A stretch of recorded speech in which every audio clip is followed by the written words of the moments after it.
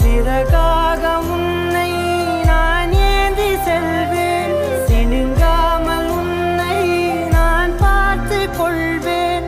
ஒரு கோடி இன்பங்கள் உன்னை பார்த்த நொடியில், நான் வாழும் நாள் மட்டும் நீ எந்த மடியில். உன்னை ஈன்ற பொழுதிங்கு கடவுள் தன் முகம் பார்த்த பொழுது உன் பாதம் தொழுது